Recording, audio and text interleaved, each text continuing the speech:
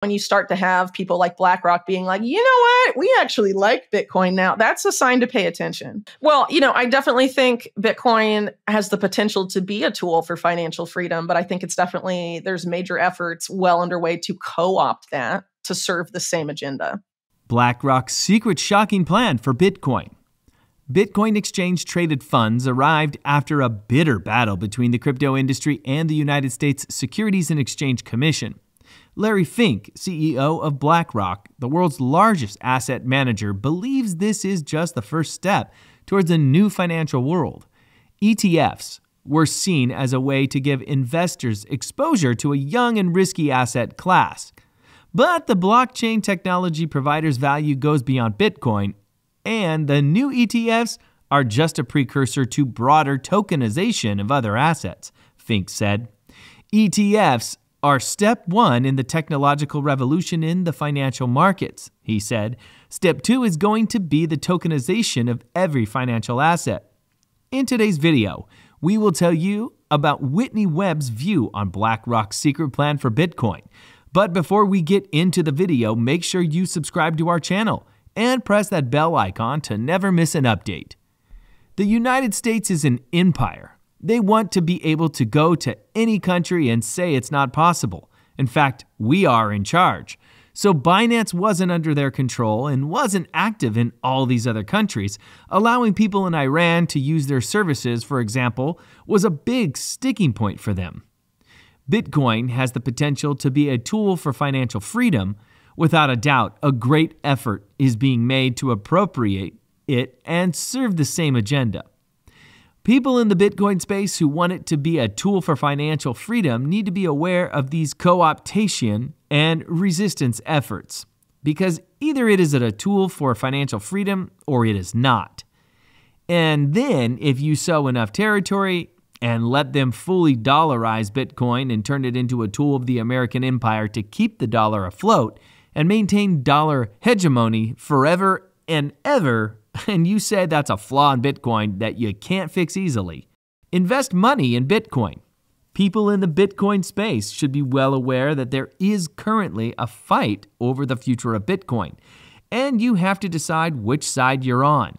Are you going to fight for Bitcoin to be a tool for financial freedom, or are you going to allow it to be co-opted by the powers that be when it was supposedly designed to resist them and be something they cannot?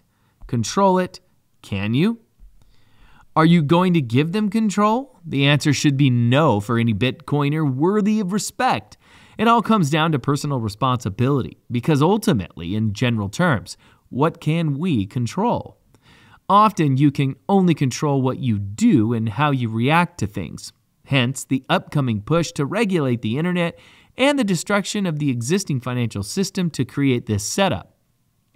There have been many reports in the past, including simulations from Wall Street banks, central banks, and big tech companies, simulating a massive cyber attack on the financial system as the reason all of this would be introduced, whether from the World Economic Forum itself or from the Economic Forum itself, Carnegie Endowment, which at the time was headed by William Burns, now director of the CIA. This is something to pay attention to, but what happens if this kind of thing happens? The Argentine economy collapsed in 2001. What did these people say about your advice for dealing with this type of situation? Do not panic. Don't give in to fear, because if you panic, give in to fear, you won't make good decisions. This is simply not the case. There is a lot to be said for preparation, but much of that preparation must also be mental, so as not to give in to fear and panic. The reason they need these events to justify implementing these policies is because people are afraid, because those who are afraid are easily manipulated. And that is why it is very easy to manage. And it also makes it more manageable if you're talking to people in your family or your circle of friends or whatever about how things like this could happen. Try to prepare your foundation. Mentally, even if you can't prepare physically and spend money on food or whatever, but also in terms of these efforts to regulate the internet, when the internet is regulated again, they'll be able to monitor everything you watch. But a lot of the content that's out there now probably won't be there when it's available. This is a good time to load up some offline hard drives with all kinds of information that may be useful to you in the future. The way out of this is to build alternative infrastructure to your infrastructure, and now is the time to start doing it, which is why we can still use the internet as a tool for ourselves, because for a long time the internet has been a tool for the public, and that is part of the reason why they feel the need to regulate and stick it completely under your thumb. The massive democratization of information constitutes a great challenge for them, and that's why they're coming in now and trying to restrict the flow of information so much, and that's why we still can't use these things on the internet to our advantage. Things need to be done, and that is why it is important to talk specifically to the Bitcoin community. There are many talented developers who can create much of this alternative infrastructure, and there are people in the field working on these things, but there needs to be more. And it can't just be all this bullish macro stuff. They say Bitcoin is going to hit $1 million. People need to get their act together and say if Bitcoin is going to be a tool for financial freedom, and if people want the reasons to get into Bitcoin to still be Bitcoin in the few years, we need to think about how we can help with that. This is happening because they are coming for this, and they are going to turn it into something else unless people in the Bitcoin space start doing things. And that doesn't mean that no one does anything, because people do. But there needs to be more awareness of this in the space, and people need to decide which side they belong on. It must be culturally unpopular in the Bitcoin space to serve the co-optation agenda and make it a tool of Wall Street and a global empire. Either you are on the side of these guys or you're on the side of freedom in the public. If you're in the Bitcoin space, they want to use Bitcoin to serve their own purposes, not people's. You must be aware. And people have to make decisions, and these discussions have to happen.